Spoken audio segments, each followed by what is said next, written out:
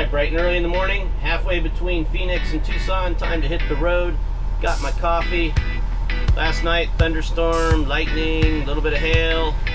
But time to hit the road today. It is a road driving day, no stopping until we get to West Texas. So, here we go.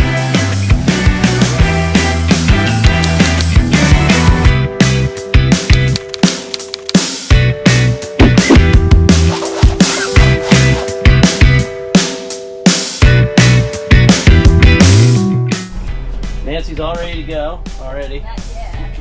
Feeding him. Hey, Teddy. What's up, dude?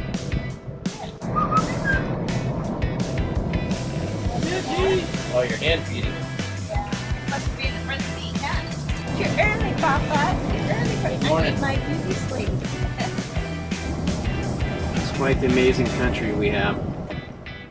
And I don't know what the thing is, but this is probably about the 36th sign I've seen for it. It's at this exit. So one of these days, I'm gonna have to find out what is the thing.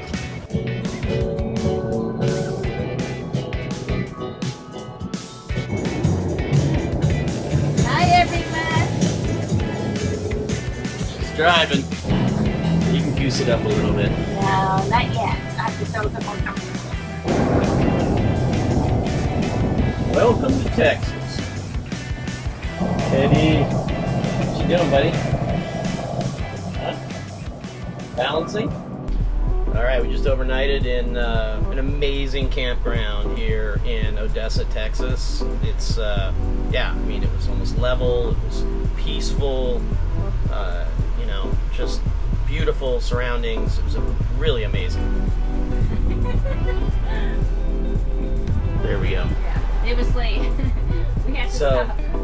Anyway, we're in Odessa, Texas, on the way to Fort Worth. Went out to put the key in the Mini Cooper and closed the door. At least I thought I did. The wind blew on it a little and flew it open, and Teddy flew out. I just got my pulse rate up to about 165, trying to chase him down, until finally he jumped into the arms of a Walmart employee. Very, very scary. He does every trick in the book but come, and everything is a game to him. Now we drive to Fort Worth, and about 5 hours driving in front of us. That's how you know you're in Texas. Truck in front of you with a barbecue.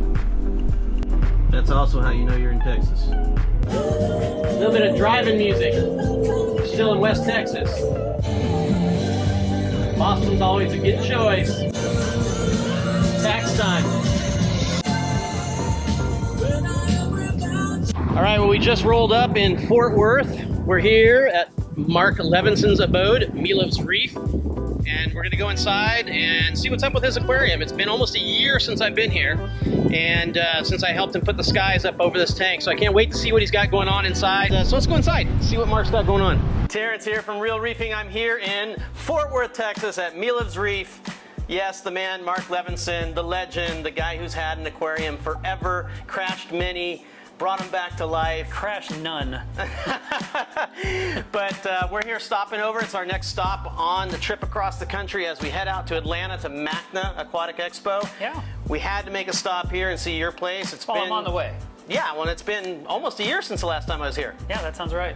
So the place is changing. Yes, it's a constant remodel. I'm hoping, Not the tank. I'm hoping at the end of this year, everything will be done and I can just enjoy it. So last time I was here, they were literally lifting Marc's house up out of the ground with coffee can sized concrete cylinders. That's right. That they were taking pneumatic jacks and jacking his house up and putting cylinders in so that his house would not sink anymore. And you know what's really funny? You think, I was like, well, it's got to be the tank. The tank's so big, the tank's so heavy. But literally the tank was the 0 point. They measured the whole house off of where the tank was sitting and straightened out everything around it. You picked the right spot then. I put the tank in the exact right spot. Or it was the chi of the house, right? So it knew to be here and everything else could move around it. But the tank itself is looking great. You've been running the sky lights over it ever since, so it's not like something that I helped bring in to you so you could get some free lights and then whatever, and then you change to the next guy's stuff. You're not that kind of guy. No, matter of fact, I normally always say no to anyone. Right. And when you had mentioned them to me, I thought, for once in my life, I'm going to say yes. And by the time we were done installing, which took all day long, when it was installed, I was like, I should have done this sooner. But they didn't exist yet, so Yes, it didn't matter. that you know? is correct. But I was really happy with them, and I've been happy with them ever since. The sad part, though, is that right after you put them in, you had a major event on your aquarium. Yeah. And of course, and we'll talk about that in a second, of course, everybody immediately thought that your lighting change was the reason why you had this incredible thing happen on your tank, right? Well, I had a lot of doubts. I was trying to think, did I do something? I had people accuse me on YouTube, you're just doing things with the tank too fast because you have to do things for YouTube. Right. And I was like, no, actually, the only reason it seems fast to you guys is because I filmed what I'm actually doing. Right. This is literally how I run my reef tank. I just was documenting it daily, and so you saw every single thing I did. Normally, you'd get some once a week or once every couple week update. You didn't have like a major system crash, so to speak, right? Where, like, when I think of a crash, I think of like an overheating event where everything just goes doo, doo, doo, doo, doo. Yeah. You had a situation where corals were starting to die off, Yeah. right? And you didn't really understand. They just started like falling off and getting pale and kind of going, you know, by the wayside. So give us just like, you know, 30,000 foot view of what happened to the tank. Yeah, it was really odd because the tank was doing fine. We had just recently done a reset where we took out some really big things and opened up a lot of space for more flow. Right. And then I treated for a little hint of cyano in the tank, did my big water change so the skimmer would cooperate, and then everything, and matter of fact, the day before Right. I had this all happen, I was thinking the tank has never looked better. It's gorgeous. Right. And literally overnight, everything just went to crap, and I couldn't understand why. Right. And it took me, I don't remember, I feel like it was like 10 to 12 days till I finally had an answer what was going on.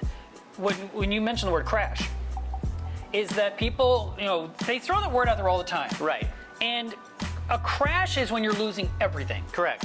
So most people, when they talk about a crash, you know, they just throw it out there, and I don't agree with that terminology. A crash is a total system failure where everything's dying and you're reaching into a soup of milk, trying to find anything that may survive. 100% agree with And that. I've yes. never had that happen with any of my tanks in 25 years. Okay. And in this case, even though I was really frustrated and losing some things I cared about, I had to tell myself 50% of what I own is happy. Right. And it was weird, like everything on top was not happy, but everything down low was perfectly fine. So of course I'm thinking, could it be lighting? Could it be better intensity? Could it be, I mean, I was guessing. And then finally I did determine it through a bunch, actually through 6 tests of ICP, I determined I was a massive deficiency of potassium. And did you call me before that? 'Cause Actually, you had talked about potassium in a presentation a couple of years before, Right. and had mentioned you got to be 400. Yeah. And while you were giving your talk, I looked at my blog on my phone where I had an ICP result, and it showed I was at 360. I was like, I'm close. Right. But this was measuring 199, 195. It's half. And I've always thought of potassium as a nothing. You know, Right. It's like iodine. Because Right. it's a drop. Right. And yet, it's 400 ppm. Yes, that's the part that most people Like miss. calcium, Yes. 400. Yes. You know, it's a real number. A lot of times when people look at all of those numbers, they don't really understand what they mean, right? But they are all relative, right? So when your magnesium says 1350, right, it really is, you know, 4 times, you know, or 3 times your calcium. 3 times your calcium, Yeah. right? And the next one down from Right. calcium is your potassium. Yeah. The reason people just get it wrong is because it gets depleted out of your tank so slowly, right? And so it's the sneaking killer. That's what I just tell people all the time. It's the sneaking killer in a tank. And many times I think people who have the Lars or whatever else, and they've had a tank a long, long time, and all of a sudden things are going downhill and their corals aren't looking good and everything else, it's generally a big chance it's going to be the potassium because your salt that you're getting has got potassium at it, Right. but it's at a certain level, right, Yeah. that your depletion just slowly falls off from that, right? You're depleting it a little bit more than what you're getting back in. Yeah. In your case, it wasn't just, you know, depleting it out. No, you actually had an event that caused it. Yeah, it was actually missing the salt mix. And I only knew that because of the ICP test. And then even after I did all my testing and felt like I really knew what I was talking about, I then contacted, well actually Seacom reached out to me because they saw my posts. And we spoke and I said, prove me wrong. I'm fine Right. with that. But I really believe this is my situation.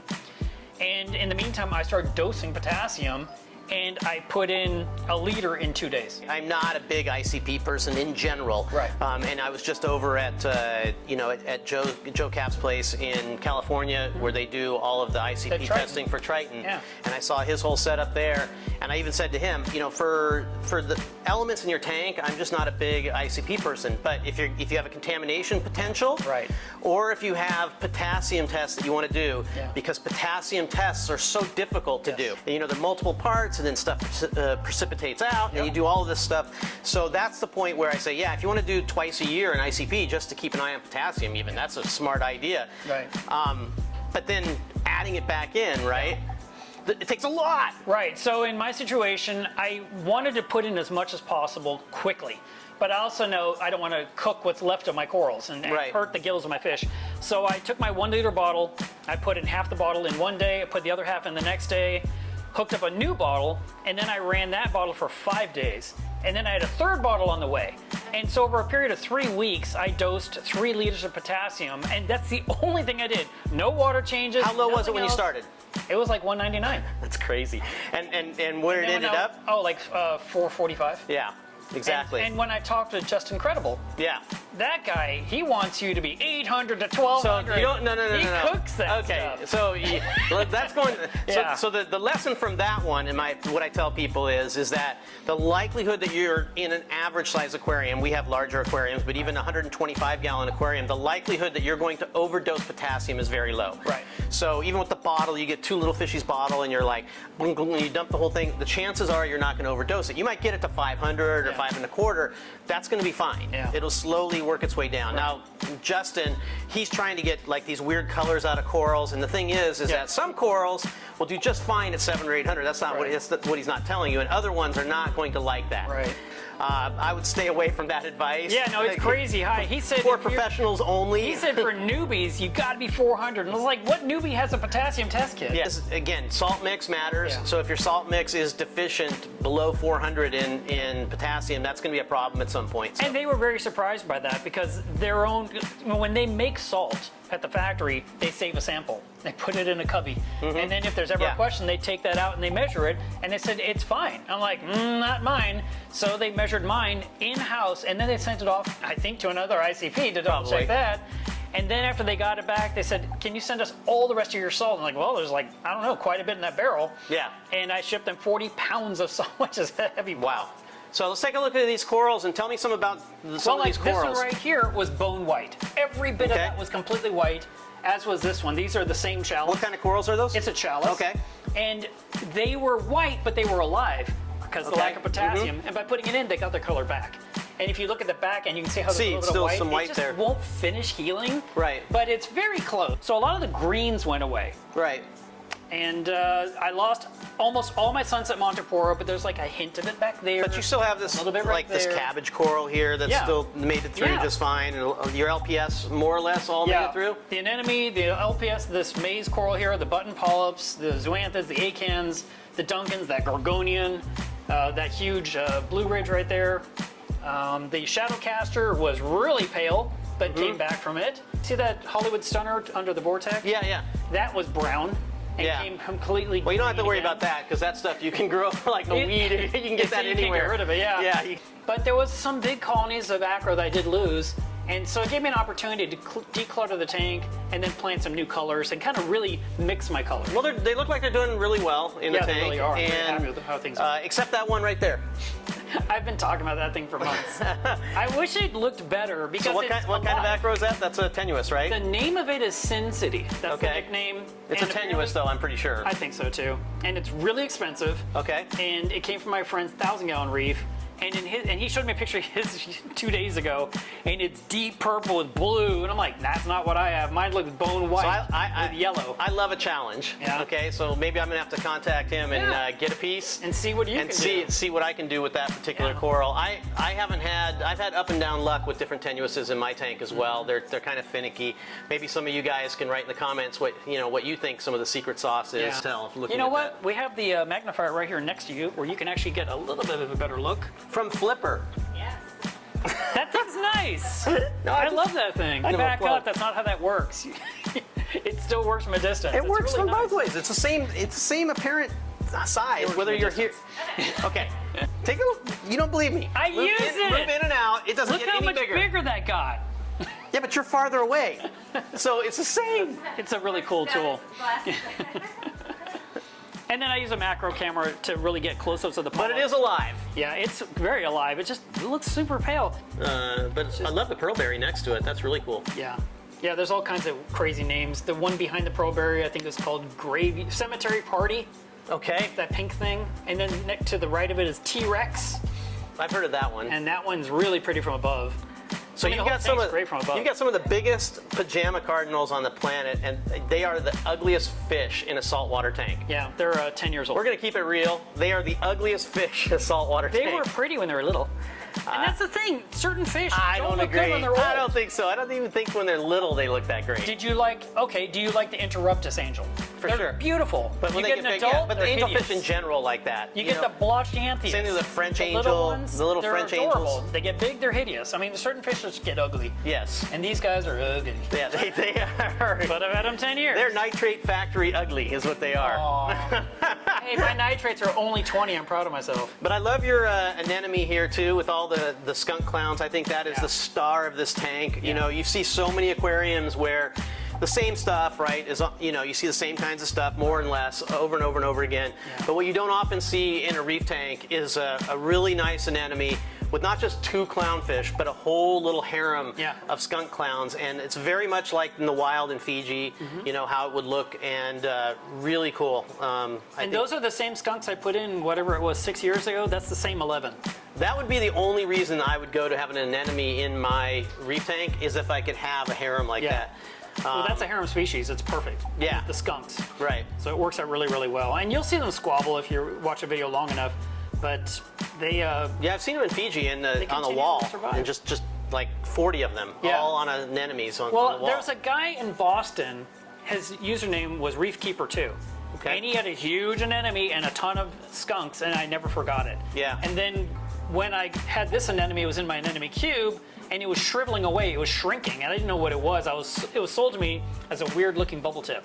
Mm-hmm. And I was like, I don't think this is a bubble tip, but okay, I'll take it. And I put it in, and of course it shrunk because all the bubble tips were like, Yeah, it's not you happy. don't Yeah. get to live. Right. So I put it in this tank. It crawled around. It was right here in the front. And that's when I started getting these skunk clowns. And I got 3. And Joe Aiello from the 20,000 gallon reef says, why would you only get 3? What's wrong with you? Go get more. Yeah. So I have 11. Yeah, And that's it's been like that what ever makes since. it. But that's what makes it look Yeah. so great, you know. Yeah. I mean, I am not a fan of skunk clowns like by themselves, but when you see them all just going in and out of the anemone, it's just really, and really they'll cool. be in the hammers. They'll Yeah, I be saw in the that over there, Duncans, too, you know, yeah. they'll go everywhere. You know. Very cool. Anything else happening in your reef lately? No Nothing. new gear? No new gear or anything?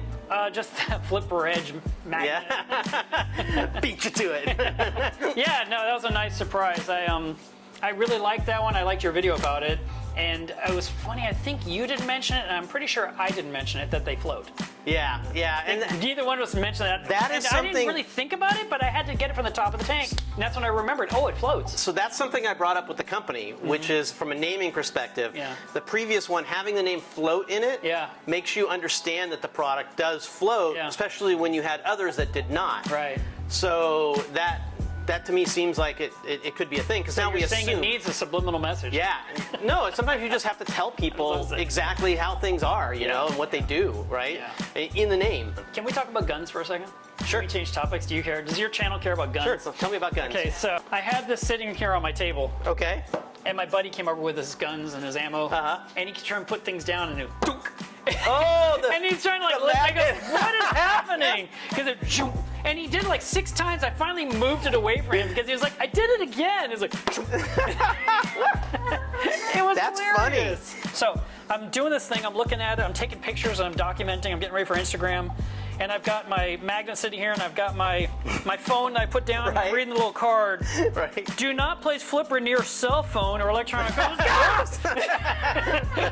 Oops. And yes, I did not lose all my pictures or all my contacts, thank God. But Yeah. that was funny. I was like, wow. So I think because you have the acrylic blade in here, you must be afraid this thing's going to scratch your tank. I believe it or not, I have scratched my tank with the previous Really? Flipper Mac. And Yeah. so I put the plastic, because I'm big on using plastic always. Right. I'm a little more daring, but Starfire scratches easily. it does. It does. But, my thing is if you keep it going straight like this, Yeah. you don't do one of these, Yeah. you're going to be pretty safe. Right. And I hate the green algae, and with the new metal blades, Yeah.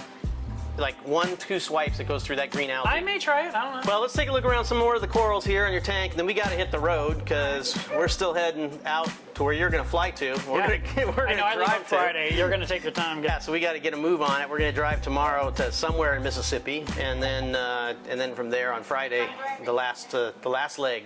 Well, we had an amazing visit here at Melev's Reef. Marc's marine aquarium journey has been such an inspiration for the many aquarists that have joined his following over the years, myself included.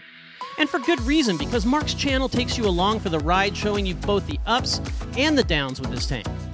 Also, his reef blends so many different types of corals and fish into one gorgeous and cohesive scape that, along with its natural lighting, makes you really feel like you're underwater, staring at a tiny corner of a reef somewhere in the South Pacific. Well, I hope you enjoyed our off-the-cuff conversation and maybe even picked up a tip or two. If you did, please do me a favor and hit the thumbs up. And even more so, please subscribe to this channel and check out Melev's Reef. Next up, and before heading east, we're going just down the street to visit Frank Garner, longtime owner of Frank's Tanks and creator of F-Aptasia. We're going to be out of here. Thank you so much, Marc, for having us and get a quick look at what's going on. I can't wait to come back another time, especially to see that shed out there fully when done. the studio is complete, I will be much happier. And then eventually the house will be complete and they'll match. And I can just work and come here and relax. There you go. And enjoy my reef. All right, man. We'll see you soon. Put her here. Bye. Yep.